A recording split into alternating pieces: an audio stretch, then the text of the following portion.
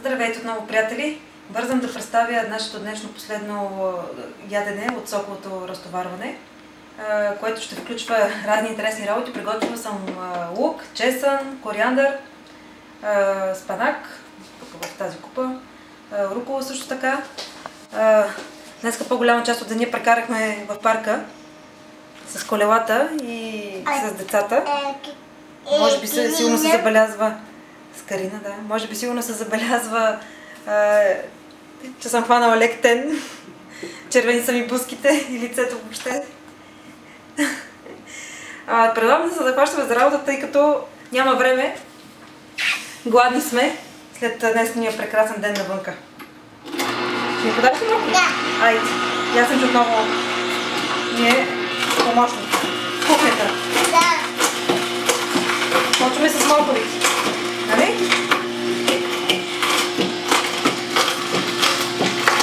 Ето това чесънче, виж. Чесънчето. Я го покажи на тати. Покажи го на тати. Как ще го пуснем в... Еха! В машинката. Пускай го. Отново селери. 5 стръка съм приготвила.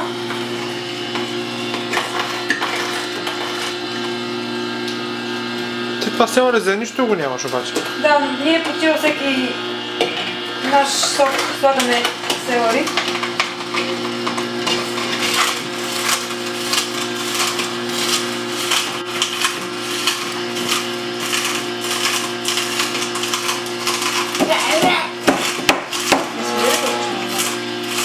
Още една скритка чесън.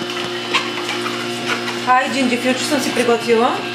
Значи кориандър, комбинация от кориандър, джинджифил, лук, ето го лука, чесънче, лайм също съм приготвила също така, ето го тук, джинджифилчето след малко ще го пусна, вече замирисана чесън. Само това ли е джинджифил или има още? Има още джинджифил. Това е около 2 см някъде ползвам. Повечко, да. Даже може би повече отрязах.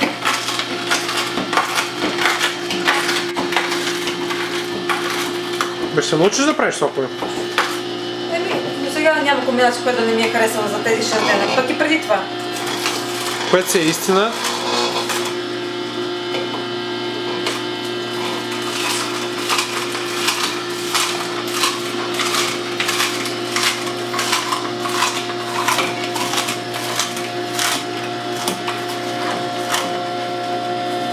Ще сложим сега малко маганоз.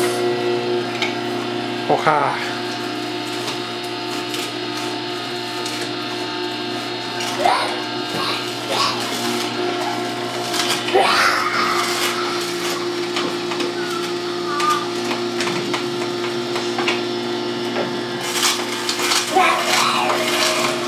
Страшно ясно. Динозавър, че ли е това?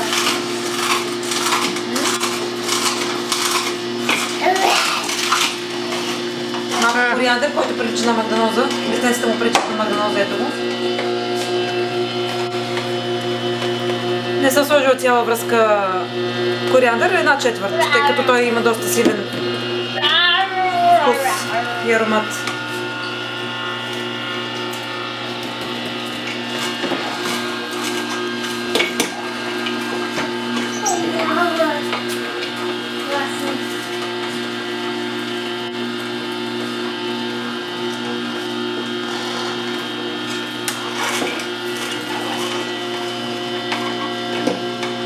Краставичката.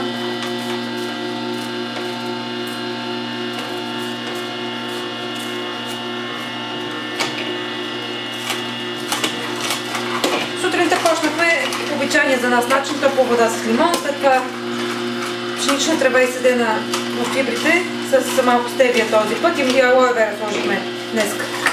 Алоe вера сложихме там. После за обяд правихме пак смес от зелени листа, цвекло имаше този път, магданоз, селери, краставица, копър. Ще го пиша после като комбинации, като количество какво е било. Обичайните за подозрение. Да, обичайните за подозрение. Нямаше нещо, което да по-така който да не го знаете вече. Ама тук си нацъкал, гледам бая чесънче и лук. Тук да, този път по-така пречистващо да бъде. След обед къдрово зеле с ананас си изтискахме. Вътре планирам да има в някои от соковете кокосова вода и грейпфрут. Не сме показвали. Може да покажем пак как се отваря. Да оклепаме тук кухнята. И ако е хубаво времето, планираме да сме долу на реката. Има бела алея, малко да покараме и мисля да ходим до един резерват. И да снимем оттам евентуално. Да снимем, да, това ще да кажа. Да направим едно обобщение на седмицата. Сред патки, гъски и разни други местни пилци. Да. Но е много красиво. Много красиво там, да. Това е добра идея. Подкрепяме. Ти обаче, докато си говориш, тя машинката си работи. Ами редно е да кажа. Как ни минават дните с децата.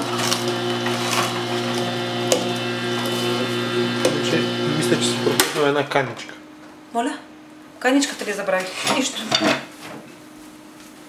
Аз през това време ще се опитам да покажа кориандъра, който така ме привлича като аромат. Намигва ти. Идеме да го захрупам, да. Това аз май го сложих. Ето, остана. Ето. Той просто много си прилича с магданоза. Магданоза, ето го.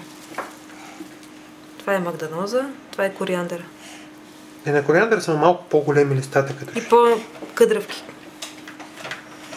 По миризмата няма как да го сбъркат. Да, това е сигурно, че миризмата, особено ако някой си прави сокчета, преди да го е пробвал, е по-добре да експериментира малко с по-малки количества първоначално, защото пред нас си спомням, не беше много добре първата рецепта, която приготвим с кориандър. Направо не го понасихме. А сега сме като влюбени в него. Сега го хапваме в промишлени количества. Да. Така продължава. И не само ние, де. Доста хора така познати са били на същото положение.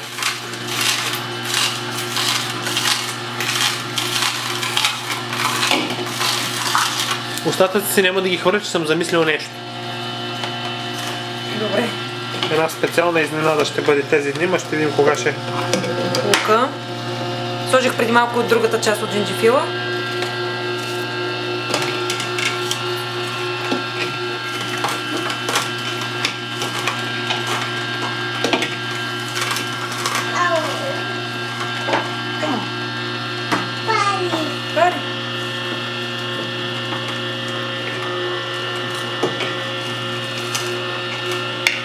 Лаймчето. Слагаме тук цяло в машината. Само махаме отгоре кората. Кората и бялата част е добре да се отстрани, защото бялата част е горчива. А сега я сложим. Какво, мама? Това ли? Да. Това е лимонно. Това е краставичката, ето. Ой.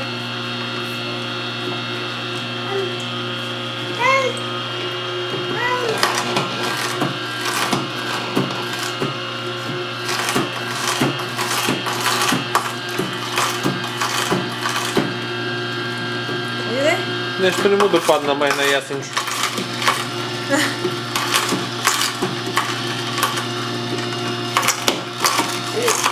Така пък нещо моркова не се дава.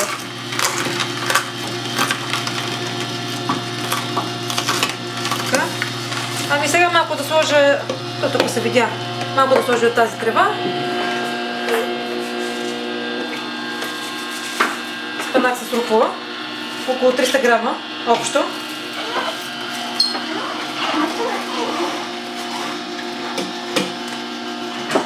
Да освободим малко място.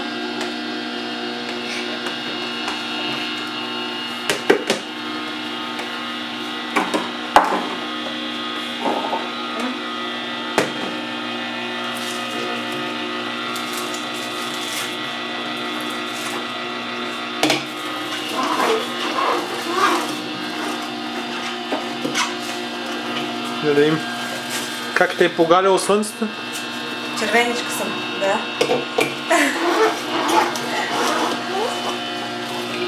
Като морков или като панджар. Не знам и аз като рак. Ами крайно време беше. Тук доста късничко. Даже и днеска, като се прибирахме, вече си беше студено. Все още не може да се каже, че кой знае колко топло, но да ни сме доволни, не може да се оплачем. След като 4 дена не спря да вали. Да. Беше редно днеска в почивния ден да ни възнагради.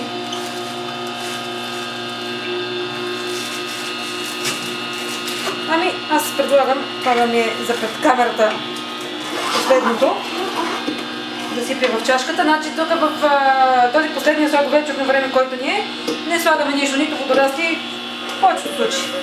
Не слагаме нито водорасти, нито алоe вера, нито мазнина, пием си от така, както сме си стискали зеленчуците.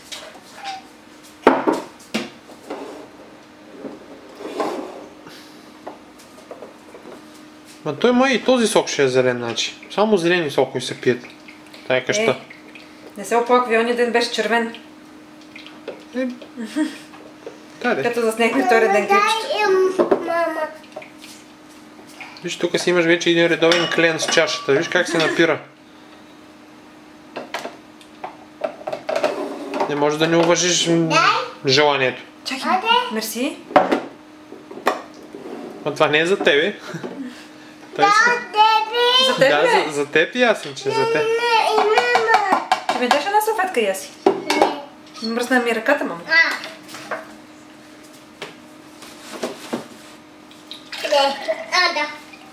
Ето го сокчето. Само като си представя. Ей, знаеш какво забравих да сложа? Ма те ще да стане вече много брутално. Люта чушка. И другия път ще пробвам с люта чушка. Просто за всички детей. За да може и детето да пие. Я да видим. Дай сега на Ясенчо да видим. Яси, ела да пробваш. Ето, виж, мама дава. Още една сполучлива комбинация, бих казала. Много хубаво. Лютичко, както ние го обичаме. Ние трябва да дадем книжка за тия зелени соки. Да, наистина. С тия комбинации. Яси, ще дойдеш да пробваш? Не. Ами това е, надяваме се утре да се включим от реката. Да, от резервата. От резервата и реката. До нови срещи. До нови срещи и от мен.